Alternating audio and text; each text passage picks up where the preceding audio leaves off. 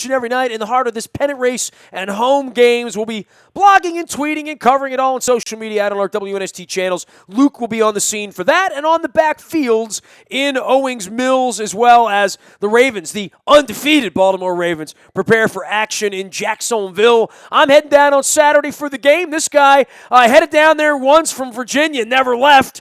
He's doing the outdoors thing down there and being the former Jaguars defensive lineman and longtime color analyst on the Jaguars radio network. We welcome back one of our defending champions here, and a guy who gave us a bunch of hell back in the 90s when he was playing the game out there with the Mark Brunells of the world. We welcome Jeff Lageman back on from Jacksonville. What's going on, Jeff? How's life, man? Life is good. Can't complain. Florida's always good this time of year as long as we don't have any of those circular things called hurricanes coming around. Yeah, I see those things forming out there, and anybody on that side, you guys have been spared that for a long, long time, right? Yeah, we've actually been okay. We had a little bit of a tropical storm here and there, but as long as we don't get the full-fledged hurricane, it's all good. Man, as long as the sun is shining and it's 89, as is the forecast on Sunday for this one, I'm in. But look, we've talked before, and I have so many friends down in the Jacksonville media from even back in my days when Del Rio was running around there coaching the team. It's been a long time. It's been a drought. I know there was incredible optimism, and I was buying what Gus was selling. I mean, I'm buying all these young players, and we look up, and they're not only 0-2, Green Bay aside, is an ugly 0-2 based on what happened last weekend in San Diego. Yeah, it wasn't very good, and all three phases really disappointed last week. Offensively, you turned the ball over 3 out of the first 5 series, and you missed a field goal on another one, and then defensively you came out and you let the San Diego Chargers have balance. When you face a great quarterback like they did in week 1 and Aaron Rodgers, and then in week 2 Phillip Rivers, you just can't allow the greats to have balance, and Green Bay and also the Chargers were able to run the football effectively, and that's hard to stop a great quarterback or a team when they have that balance going. So the Jaguars got to bounce back, though. I mean, the first week was great. The second week against the Chargers, all of a sudden you're looking at 28-0 in the third quarter, and that's just not going to fly. Well, and it hasn't flown, and, Bradley's record gets brought up time and time again, and every time I talk to the folks in Jacksonville, we're talking about Shad doing this and the amphitheater coming and the stadium getting better, and I can tweet from the pool this Sunday up there in the upper deck if I want to. But, the football on the field with the drafts, I mean, you guys win the draft every year in April. I'm being sold on whomever the next star is, and I've been up and down the depth chart, and I recognize all these names, but not from making plays. I recognize them from being part of draft coverage, whether it's Jokel, whether it's Fowler and Ramsey. These were all very decorated guys. What are you seeing from the young guys as far as guys I'm going to be talking about 5 years from now when this team has won some ball games? You're starting to see them have an impact, but you need to start to see consistency, and that's typical of a young team. The quarterback is even young, and the most importantly, Blake Bortles has to play at a higher level. The first week he was pretty good and had an opportunity to win the ball game with the ball at the 13-yard line to close the game out and wasn't able to convert a fourth down. Then all of a sudden you go to San Diego and he has 3 turnovers that, all 3 of them were directly responsible for him. So he has to function at a higher level to where the offense can pressure off of him. But it all starts with the quarterback, as in the National Football League. And defensively, there's a lot of new moving parts. They're playing okay, but they've got to be better and more stout up front. They've got Roy Miller and high-priced free agent up in the middle from the Denver Broncos, Malik Jackson. Those 2 guys need to have a little bit more of an impact in the run game. And they just need to play it better overall and gel quicker than what they're doing right now because the National Football League is not for long. If you want to use that acronym, you got to start having the production to justify exactly what you're doing. Jeff, when you fall behind a couple touchdowns, you talk about wanting to get the running game going, and obviously their top back wasn't available, but at some point you want to run the football. When you're down like that, I mean, the Ravens were down 3 touchdowns before they could blink on Sunday and battle back and didn't run as much as we'd want to, and everyone here has vivid memories of the Cam Cameron-Ray Rice night on that Monday Night Football game a number of years ago. We won the Super Bowl here, but a hideous loss because they ran the football like 4 times in the game. At some point, you want to find that balance and run the ball. Will Jacksonville ever be able to do that? No, and with the offense that they run, it's not founded on the running game, but it certainly is a big part of it. They love Blake Bortles getting them out of the pocket and moving him around a little bit off play action. And if you're not running the ball, Nobody's biting on play action when it's 3rd and 8 and 3rd and 9. I mean, you're in nickel defense, and you're saying, okay, if you want to run it, go ahead. We'll just come up and make a tackle. So a very important aspect of the offense, and it's a little disappointing in weeks 1 and week 2 it wasn't there, because in the preseason you saw signs of it really growing, particularly, with the starters in the lineup. And it doesn't get any easier this week. A little bit of a question mark with Beacham at left tackle. Will they have to manipulate the lineup a little bit to make up for injury? You're not sure. So it's going to be a big challenge. I'm not sure what the status of Chris Ivory is going to be. So, you hope that they can get it going. But if you can't get the running game going, at least you got to have some type of an impact. And right now it's had no impact. They're averaging about 2.5 yards a carry with the running backs as a whole, and that's not good enough. I think it's so hard with 9 months of the off season, and I remember seeing Jacksonville come in and seeing members of the family that owns the team in the press box, and living and dying even with the team not being so good last year, and the sort of bizarre ending that I'm sure we'll be talking about all week from last year. But when you have that kind of expectation and everybody's pumping you up in the off season as being a team that could win 10 games in a division where that's still possible, no doubt about it, but becomes more fleeting when you start 0-2. Does this one feel worse than the rest? Because in past years there hasn't been any expectation other than maybe we can win 6, maybe we can win 8. This year, I bought the hype. I bought the hype that they're the young team on the come, and it's certainly, if I were a Jag season ticket holder and I have been waiting for this, in Cleveland they expect it, and Jacksonville I don't think they expected it this year.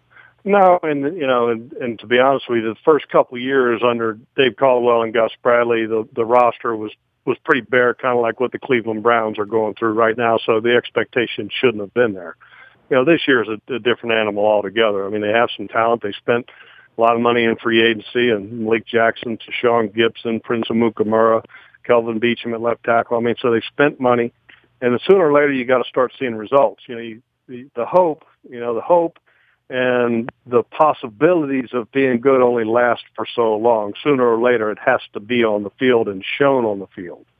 We are chatting with Jeff Lageman, longtime voice and color analyst with Jaguars Radio, and, of course, a great player back in the era as well. And, I've seen Jacksonville. Look, we were always salty about Jacksonville, Jeff. I mean, I know you're from the district and you're from the other side of Redskin world or whatever. We waited to get a team here. Jacksonville got the team. You went, played the Jets, played for them.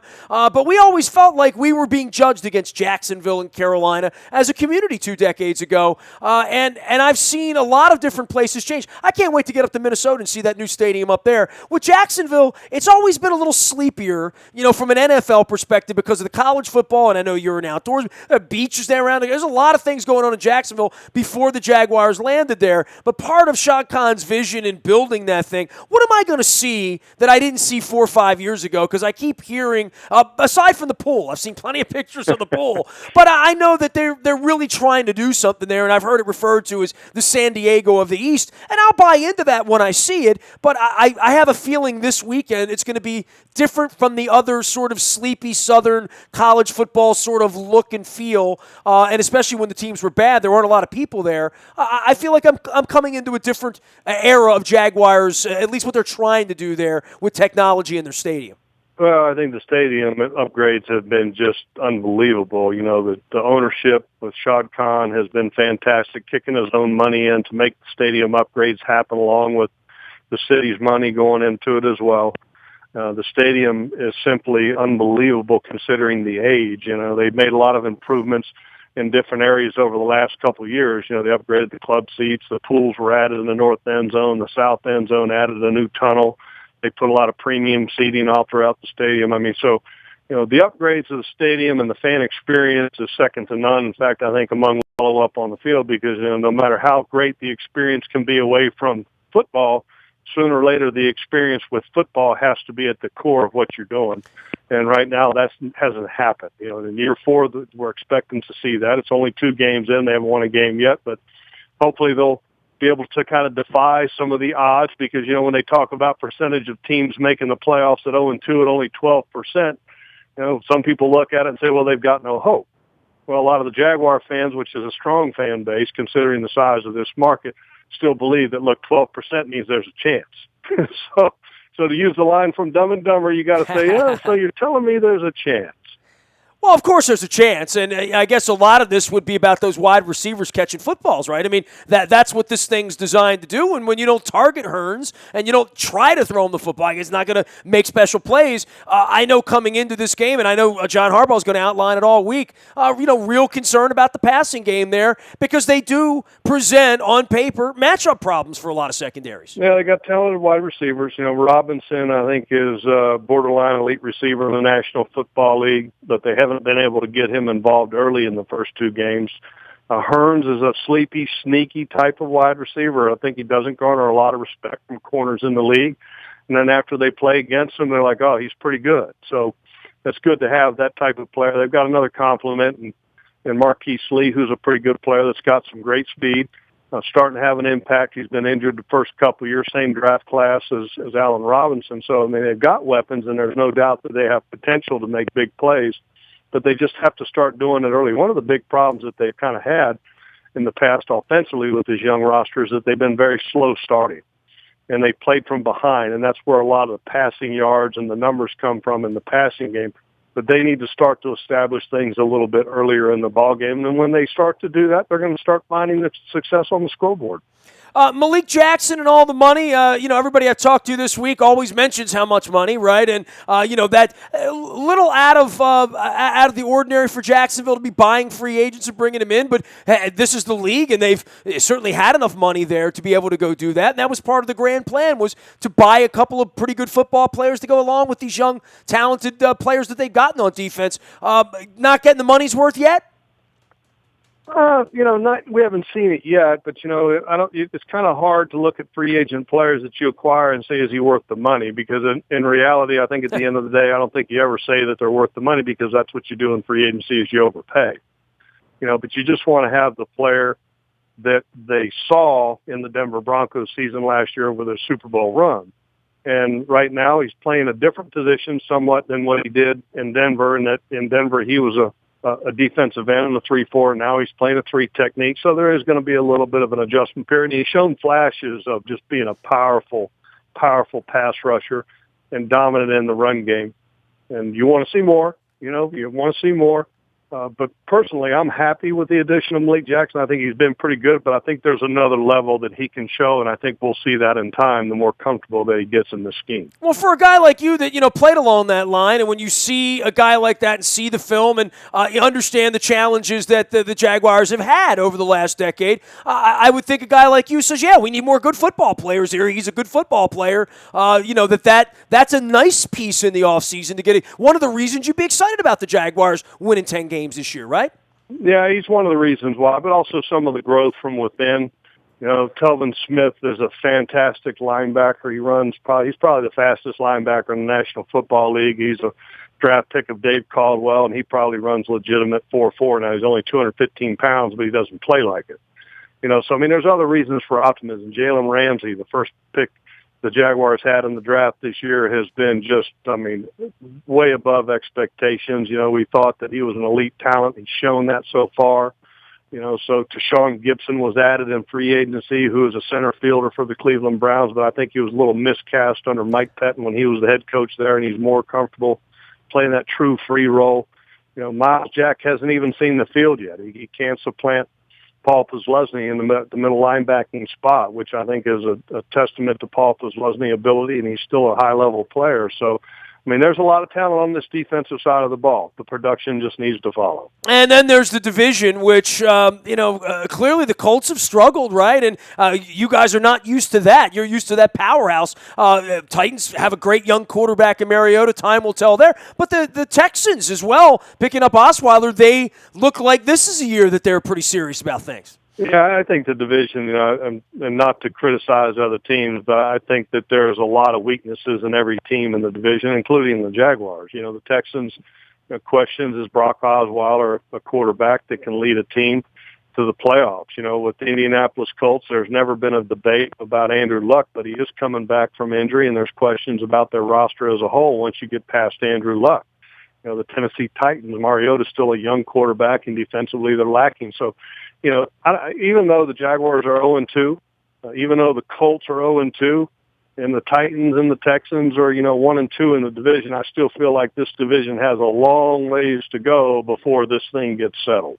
All right, Jeff, I'm doing a public service for all Ravens fans that are going down to Jacksonville this weekend, including myself. I have a free day on Saturday, so, there's no college football. I look to see about Florida State or go. I've been to Gainesville. We used to play you guys every year back when you played. I would always seem to find a Terps game over in Tallahassee, or I'd find Florida playing LSU or something down in the swamp, but nothing happening. So give me a little tourist thing for our people here, something they can enjoy besides the typical, go to the beach or just play golf. Is there? Give me something else going on there that I would enjoy doing. Somebody gave me St. Augustine the other day. Well, St. Augustine is an unbelievable place, historic. It's got a lot of areas you could walk at.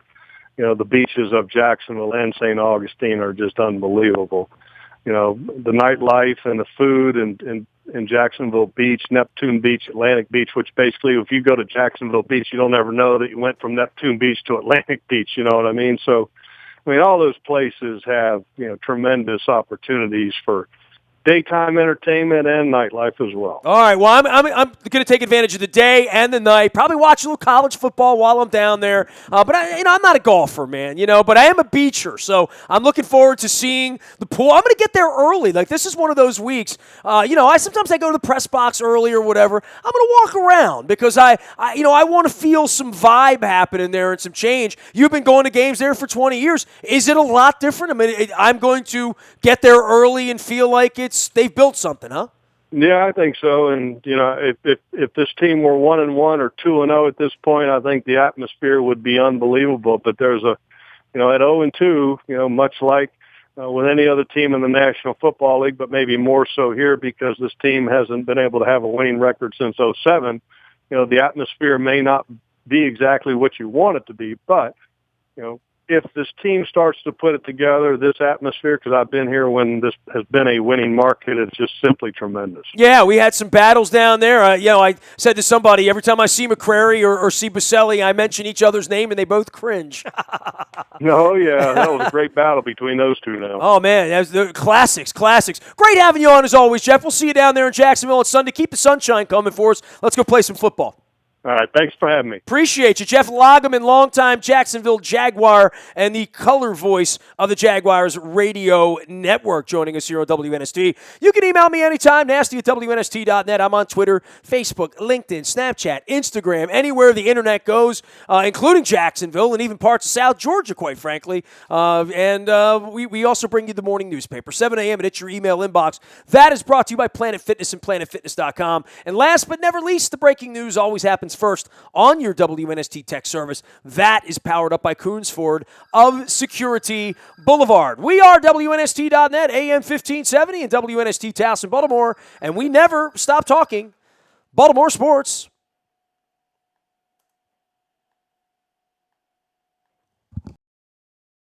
Towson, Baltimore.